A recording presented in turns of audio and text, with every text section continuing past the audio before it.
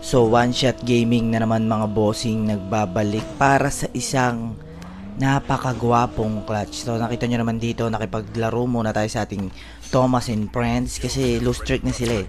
Kaya tayo ay magbibigay katuparan sa kanilang panalo. So dito mag-upgrade lang sana kami. Kaso may mga umaaligid na mga yawa dito. Kaya nag-try tayo mag-burst dito. So nagbabaan sila para mga langaw. Yung isa, balak sana natin i-down. Kaso napakaswerte, kinapos tayo sa bala. So iniwanan natin yon. Merong isa dito piling magaling. So, di ba? Nag-shockwave tayo dito. Yung nasa bubong, nagpapanggap na kalawang. Yung isa rito, naglilinis ng sahig. Kaya tinuluyan muna natin to. Siyempre, meron pa yan. So, tamang flickshot lang tayo dito. Kasi nasa kabilang side lang yung kalaban. So, nakita nyo, piniflickshotan lang natin.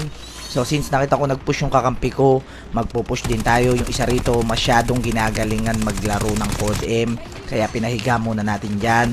Pumasok pa tong isang dudong, binigwasan din natin, 'di ba? Masyado na lang ginagalingan ng paglalaro eh. Kaya pinagpahinga muna natin sila, 'di ba? Sama-sama sila sa lobby. So akala natin wala na, pagpunta natin dito, meron na naman naliligaw kaya binigwasan agad natin.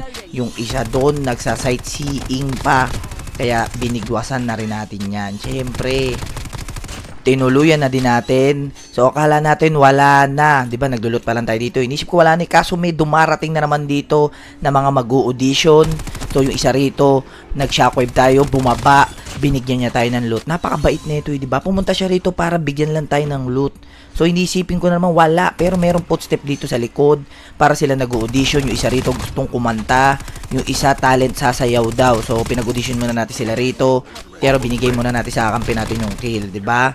Tapos binalikan natin dito yung gustong kumanta, pinakanta natin, pero sa lobby na natin siya pinakanta dyan.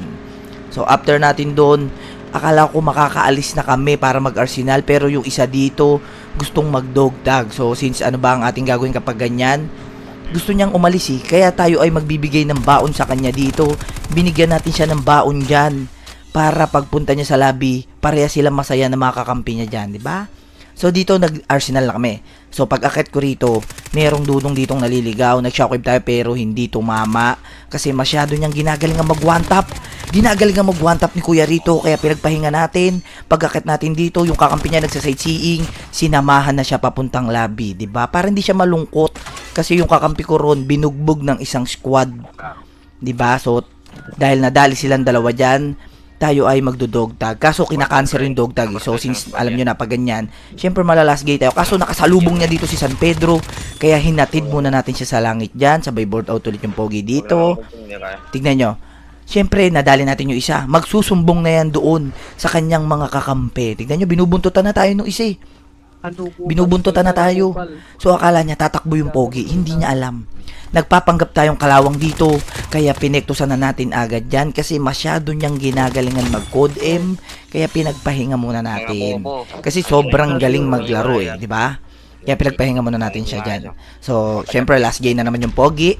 Kaya pumush tayo dito. Yung isa dito nagpapanggap na kwago. Tinutukan natin. Nakaglide. Hindi niya alam nandito rin tayo. Kaya pinektusan na rin natin to. Sabay loot tayo dito. Down 1 na sila. Sabay glide ang pogi. So kapag ganyan, mag-vision muna. Na-vision natin tong isa. May naglalakbay dito papuntang Canada. Kaya tinutukan na natin yan. Pinilit niya rito lahat. Talagang pinipilit niya talaga mabuhay. Pinilit niya lahat kaso wala.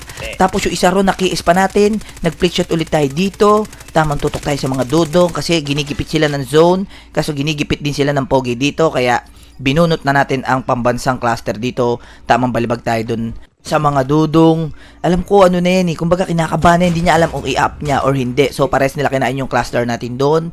So tamang bomba-bomba lang tayo dito bilang pinakagwapo sa Code M. Diba? So tamang throwables tayo dyan. Nakita nyo kung gaano ka-effective yung mga throwables natin dyan. So may nadidinig ako dito sa baba. Nagpapanggap na lumot. Binaba na natin. Tinutukan natin ng yawa. Akala niya makakatakas siya sa atin eh. Tapos may sumusumpit pa sa likod. Pinlikshotan natin siya rito. Pag snowboard niya, pagbaba niya, nasa lobby na silang lahat. Diba? Napakabait natin. Hinahatid natin sila ng libre. Diba? So dito nagkinetic muna tayo and then kinuha natin ang high ground para sa advantage. Pag vision natin, merong dito sa gilid iyo. Nagpapanggap na tuko dito sa gilid. Nagpapanggap siyang tuko eh. Kaya sinakwave natin yan. Binigyan na agad natin ng discount yan, 50%. Sabay 1v1 situation tayo dito. So dito nag-head glitch ako kaso nalaglag ang pogi Nalaglag ang pogi. Kaya tayo ay mag-ikot dito kaso nakasalubong natin ang yawa. Kaya umikot ulit tayo bilang isa sa pinaka-pogi sa Code M. Ay, hindi pala bilang isa. Pinaka-pogi pala sa Code M. So, pag push natin dito, tinutukan natin si Dudong. Alam ko, kanakabahan na yan. Kita nyo, tumalon sa bangil. Diba? Siyempre, pupush na natin yan. Yung mga kakampi ko, tinuturuan ako, pero mas kabado pa sila sa akin. Kaya tinutukan natin si Dudong dito. Pinilit niya lahat. Pero wala. Nagano siya rito yun. Nag-floor walk siya rito. Nilinis niya yung daan, kaya kinuha na natin ang panalo dyan, di ba? Napakagwapo ng clutch natin dyan. Kaya kung natapos mo tong video na to, make sure mo follow and then mag-comment ka na dyan kung nagustuhan mo yung napakagwapong clutch natin and then kita-kits na lang ulit tayo sa susunod na video. Bye-bye!